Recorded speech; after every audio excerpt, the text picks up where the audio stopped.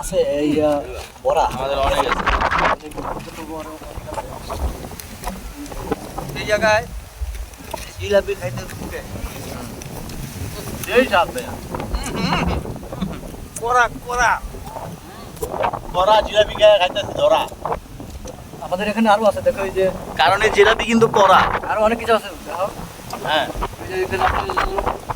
ওগুলা বের করার সময় আমরা আরেকটা ভিডিও নিই এই যে এখানে আমরা 2 পোটলা গরু মাংস নিয়েছি ঠিক আছে গরুর পাক কইরা গরু মাংসের সাথে আছে যে মুড়ি আছে ঠিক আছে তারপরে যে পেঁয়াজ মরিচ জানা আছে এখানে পেঁয়াজ মরিচ লেবু পর্যাপ্ত পরিমাণ আছে এবং তার সাথে আপনারা এটা খাওয়ার পরে লাস্টে আপনারা হাঁটবেন আর বাদাম খাবেন ঠিক আছে তাও কি এই মনোরম পরিবেশে পানি আছে এটা কি মিঠাই মিঠাই দিয়ে বানাইছে মনে ভাই